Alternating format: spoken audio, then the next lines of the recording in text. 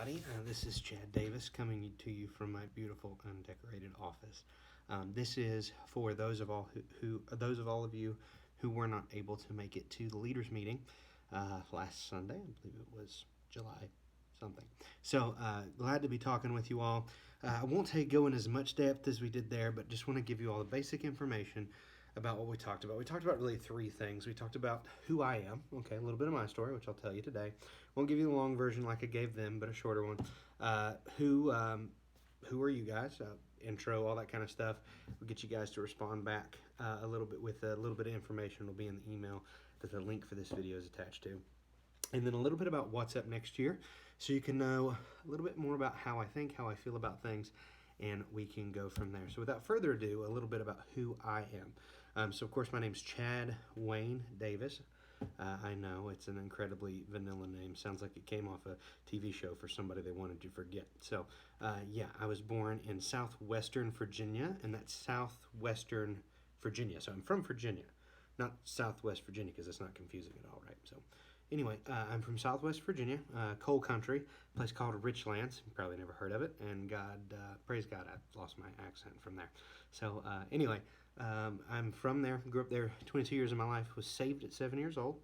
At 8, my sister got very ill, which is a big part of my story, and my family kind of had to take care of her, and so I had to stay home and go to school, obviously. And so I stayed with family, friends, and all that kind of stuff. Had to grow up probably just a little bit too fast. Parents did the best they could, but just kind of ended up that way, and began to sow some seeds in me that would last and kind of affect me all the way into high school. When I was in 9th grade, I realized that I didn't have much value. I thought that about myself. I began to listen to music that probably wasn't the healthiest for me. I shaved my head, wore heavy metal t-shirts, I was just a really approachable guy. And I kind of faded off. I'd grown up in church, never left church, but I just didn't think anybody wanted me. And that was until a guy by the name of Matt Thomas, who I lovingly refer to as Bear. He's 6'6", 300 pounds, and was a lineman for the Virginia Tech Hokies, which is the best football team ever, if you're wondering. We're sort of okay sometimes. Anyway, I met him as a 9th grader, but kind of avoided him. He had come to me and told me he wanted to disciple me and be a part of my life, but I wasn't emotionally healthy, so I dodged him however I could. But he came to my football games, came to my family gatherings, and was very healthy and loving about it, and eventually won me over. And so because of him, I started getting involved with the student ministry, and eventually was in leadership by the time I was a sophomore. And by the time I was in 12th grade, I was running small group programs, which was really, really cool. And then college came around. All of my mentors were pouring into me. That was probably called the ministry. I was looking at becoming the volunteer youth guy, the title everybody wants, right, at my local church. But I felt some pressure and couldn't really defend it, and wanted a real job, and so I went into nursing school.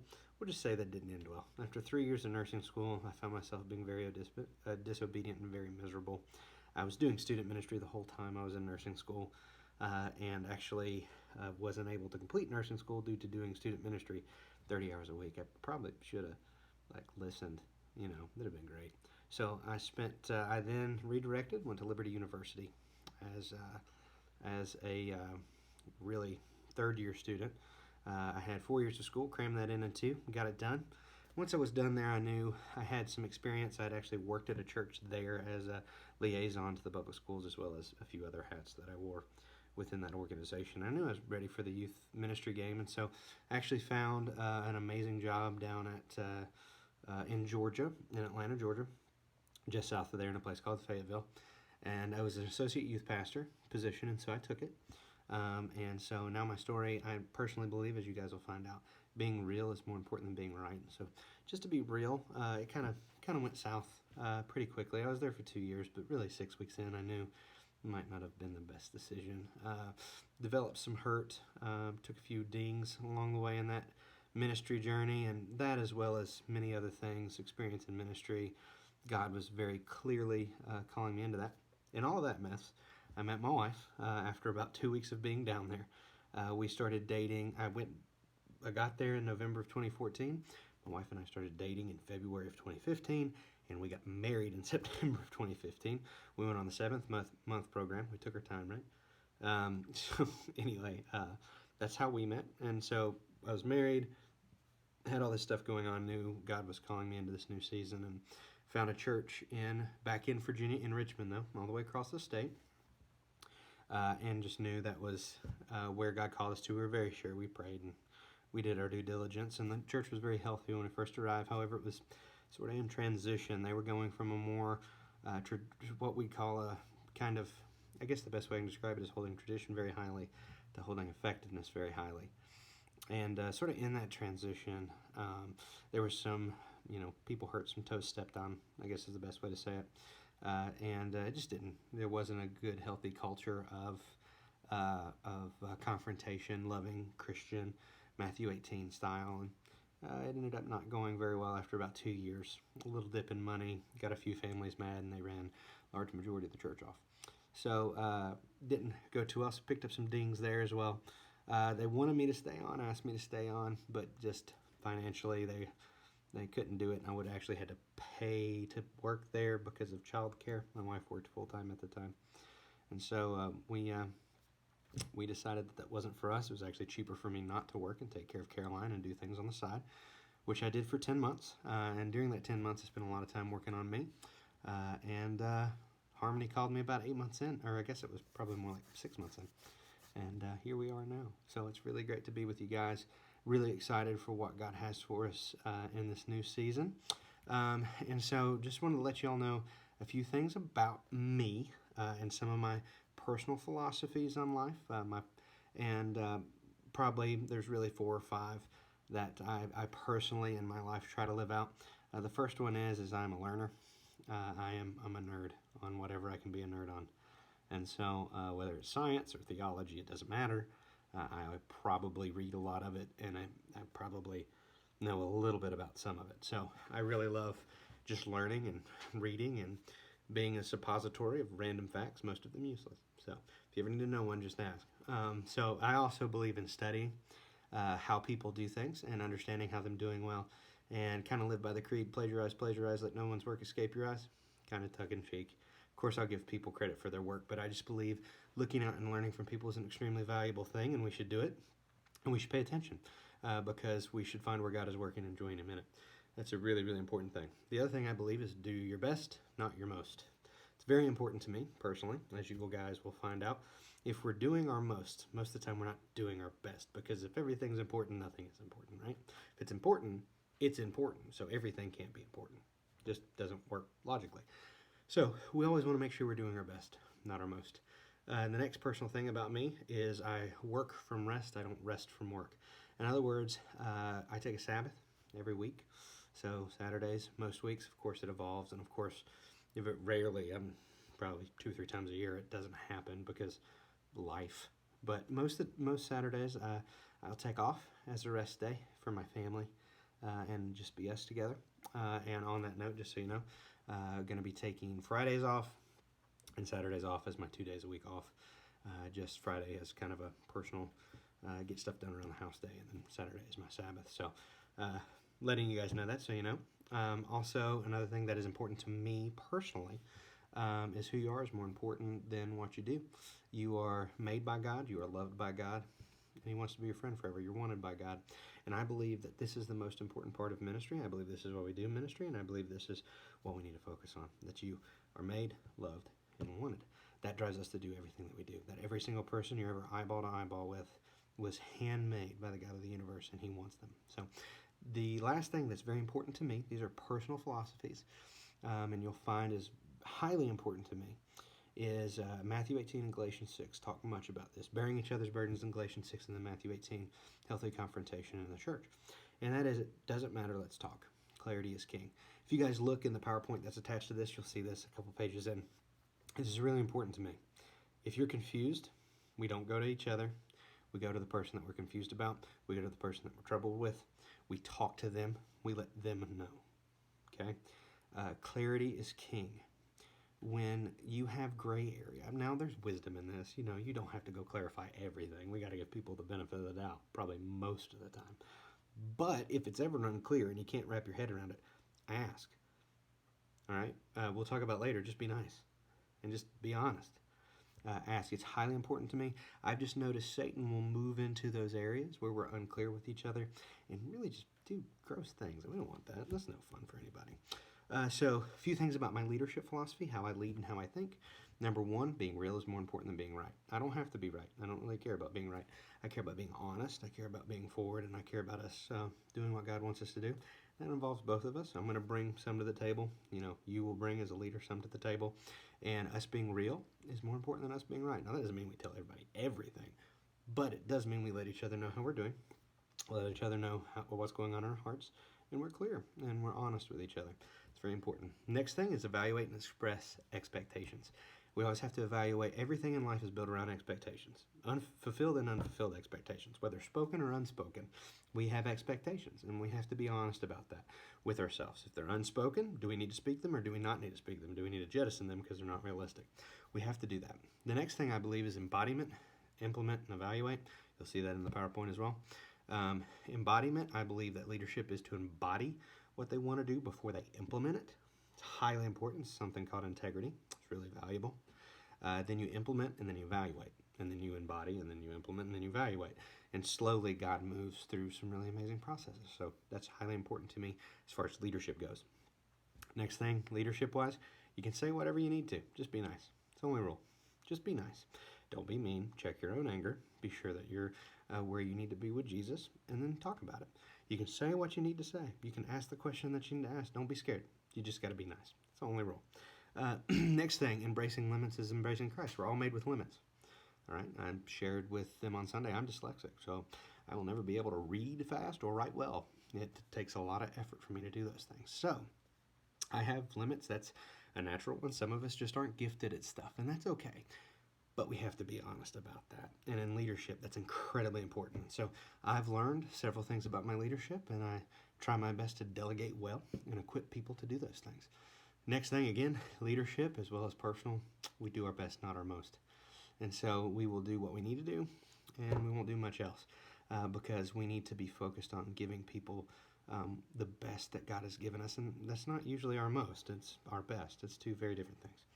Next thing, and you'll find this in the PowerPoint as well, I serve you, you don't serve me. This isn't the Chad Show. I believe in an inverted funnel, those hierarchy charts where it starts with one and then goes down. No. I sit at the bottom of that. I've been given authority to serve you, equip you, and make you the best that you can be. That's why I'm here. I'm here as a resource for you. I'm here to love you. I'm here to help you find your limits. I'm here to help you find your gifts. I'm here for you so that God can use you. I'm here to equip the saints for the work of the ministry. It's my job description in Ephesians 4, regardless of what, before Harmony's even given me one. That's my job description.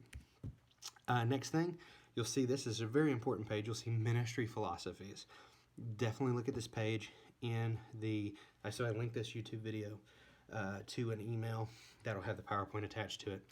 Check out that PowerPoint and you'll see the ministries philosophies page. This top one, these are the 4 levels of ministry, the 4 things that we have to do in ministry. I believe Jesus left for us. These are the 4 things that we have to complete in order to carry out his will and move his church forward.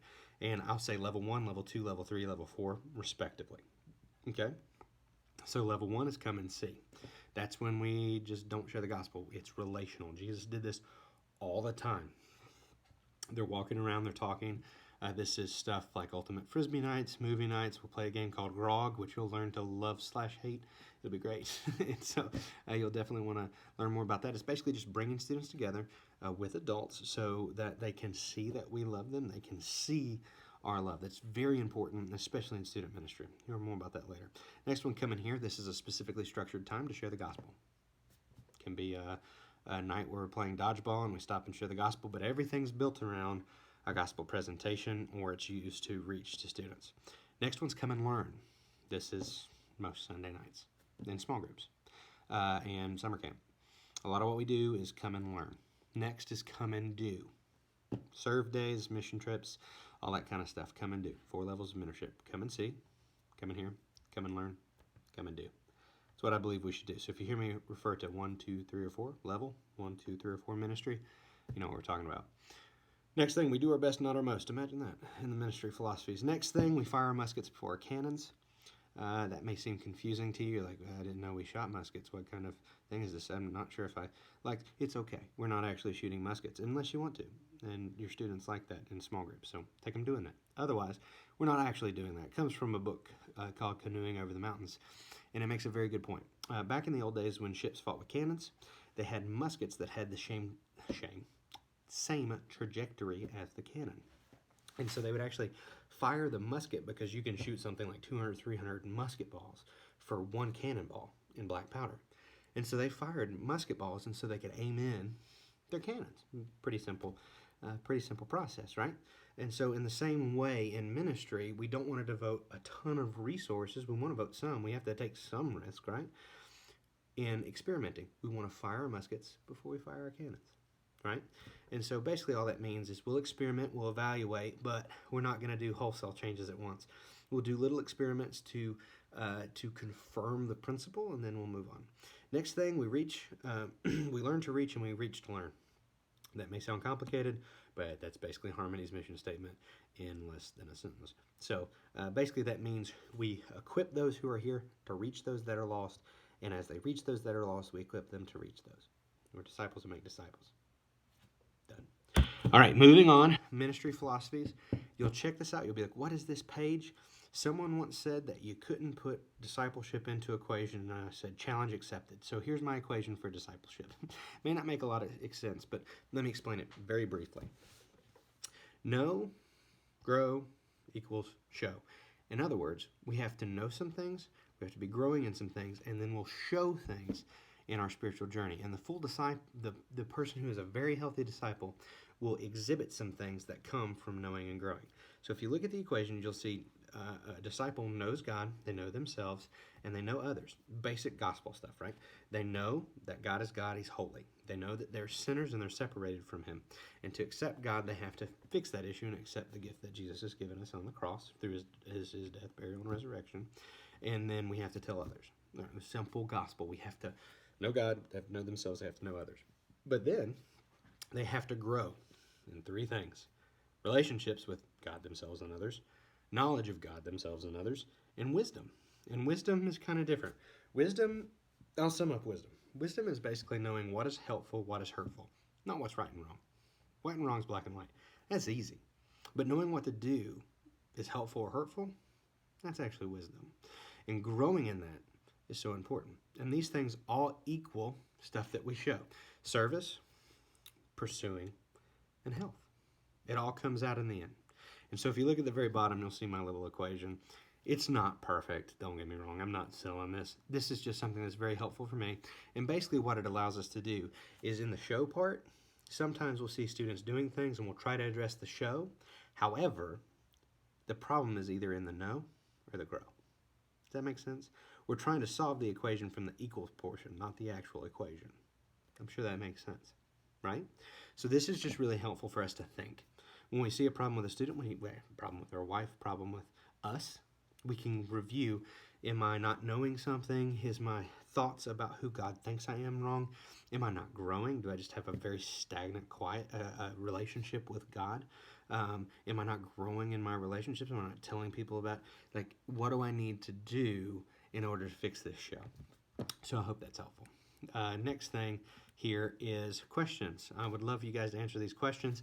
They're going to be copied into that. I would love you guys to email me back just for fun. Lets me know you a little bit and lets me know how to love on you quite a bit. Okay?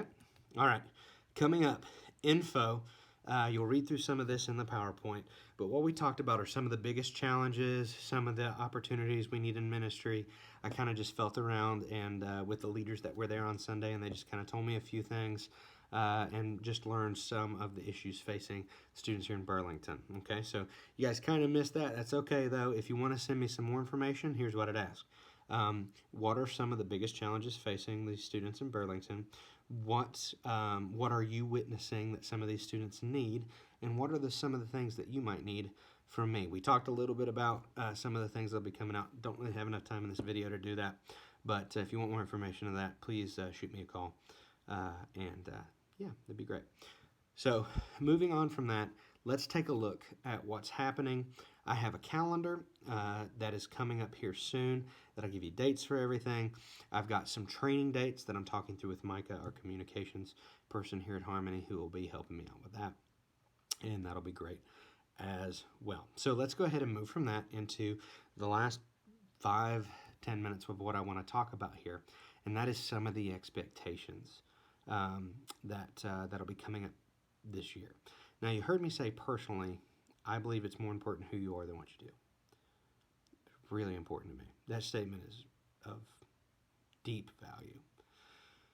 So, in expectations, if we need to have a conversation about some tertiary expectation, about attendance, about involvement, things like that, we'll have it. However, most of our conversations, as your leaders here in the ministry, will evolve around who you are, because I care more about that.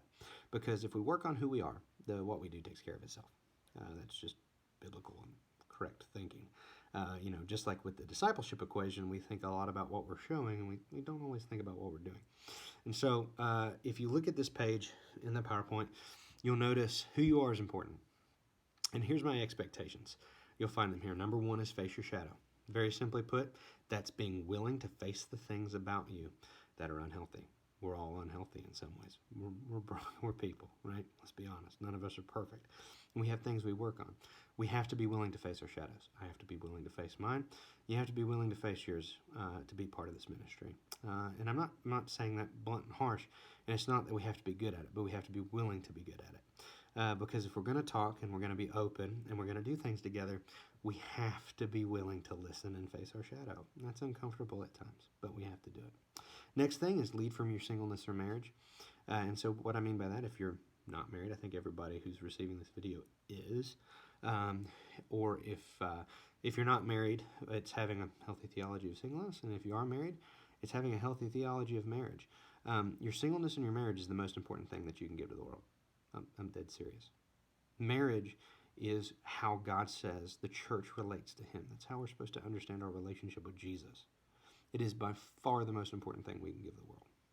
And so no matter what, marriage or singleness is first. In your singleness, people need to be serving and they need to be growing. They need to be understanding how God has made them, how he's wired them, and carrying that out in really healthy ways and developing good cycles for either when God moves them into a new season or marries them. If we're married, it has to take priority. If it's pulling away from the marriage or it's just something else or you're really busy, it may be a break from student ministry for a while, because marriage, family, number 1. No questions asked. That is what God has given us to show the world his glory. And so for me, there is no question about that. That is primary. So moving on, slowing down for loving union. 2 parts there. Slowing down for loving union. A lot of us have quiet times. I don't care about your quiet time. I care about your relationship with God. And what we do is we have this checklist quiet time instead of this daily living in the light of the scripture and of the gospel and living with God and allowing him to be aware of him every single second. And that requires slowing down. It does. And what we have to do is take the time, not just to read some scripture and pray over it. No. We simply just have to take some time to be. That's part of it. We have to take some time to rest. We have to slow down to be in loving union with Jesus. Now, does that go season to season? Yeah, but it's pretty consistent. All right, we have to slow down for loving union with Jesus. That means stop, get alone, and develop a relationship. As I told him on Sunday night, I don't even read scripture. There's 2 quiet times a week where I just sit in front of God completely silent and still, just to be with him. That's it, in private. And it's making that priority. It's making that time. That's difficult, but it's necessary. And of course, we'll have a conversation about that. Anyway, moving on to the next one's healthy rest cycles. Again, resting to prepare for work instead of resting to recover. Now, we will rest to recover. Obviously, we do that every night. We have to if we want to be healthy. However, rest is so much deeper. We have to rest to prepare for work. Take a rest day every week, 24 hours of not working. That's hard. It takes a lot of planning. And it's ugly, but we have to have healthy rest cycles. And I have had to talk to people in ministry in the past, even single people. You need to take a break. You need to work on you. You need some rest. You need to figure out a Sabbath. This is really important stuff for us to follow Jesus like we need to follow. The Sabbath thing, while not being legalistic about it, I just said I'm not legalistic about it. It is something we have to take seriously, and I think everybody here has the wisdom to separate those two things. Next is integrity. Integrity, I said this on Sunday, is not who you are when no one's looking. That's the worst definition I've ever heard of integrity. Integrity is you are inside what you are outside. It's not behavioral management. We know how to do that really well as humans. But when stuff gets hard, the real us comes out. The real us that comes out should be the us all the time. And so integrity is truly being inside what you exude outside. That's integrity. It's also you do what you ask others to do. And this isn't specific. Don't go legalistic with it. But if we're going to work hard, we work hard. If we tell others to work hard, we work hard. If we're following Jesus, we're following him. We have a relationship with him, not a checklist that we do every day. And finally, the last definition, you only give away what you already have. This is common sense everywhere else, but some reason when it comes to our faith, we tend to lose it here. We think we can give away a peaceful, restful spirit when we're not at peace or rested. We think that we can give away a relationship with God when we don't really have one. We think that we can give away all these things, but we have to have them. Now, the final one is embracing limits, and this is why this is last. This list can seem daunting. You don't have to have it all figured out, but you at least have to be wrestling with it. Does that make sense? Good, healthy, grace-filled wrestling. We have to be looking in all aspects of our lives and have integrity and say we're trying to do these things. And that means you're going to slip up. You're going to fail. It may not work for you for 6 months. At the end of the day, you're actually a biological being, and science would say it takes you about 6 months to embrace a new thing. So if you don't have these, I love you. But we do have to work on them. And we will work through those things together, especially as being a leader here in ministry. Next things, you'll see here a few things on leadership. We didn't actually get to this because of time. And so that's pretty much it for what we talked about in the meeting.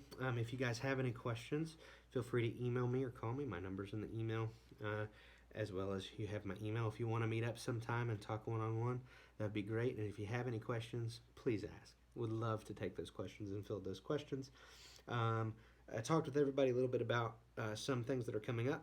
Told you guys about the calendar, that we're working on a ministry calendar for this year that will hopefully be out very soon. Second thing that's coming out is we are working on we're working on some leaders meetings, some new leaders meetings, and how we'll advertise all that kind of stuff.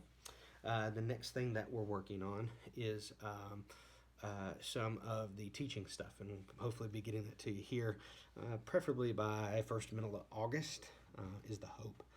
So you guys will have some time to look over at least the first semester of teaching that we'll be doing. And also, I just want to invite you guys, if you think, serving in student ministry might be a little hard, have that conversation with me. If you're excited, would love to hear from you have a conversation about that in person, over the phone. Doesn't matter, but I'll just put out the invitation. If you guys want to meet up, please reach out to me. I'd love to hear from you. I'd love to know what's going on with you, and you guys will probably steadily, slowly, as we get our house together, start getting invited over to the house, as well as just meetings after church and all that good stuff, because I want to get to know every single last one of you. I love you. I'm praying for you. I hope you guys have a great week, and again, call me if you need me.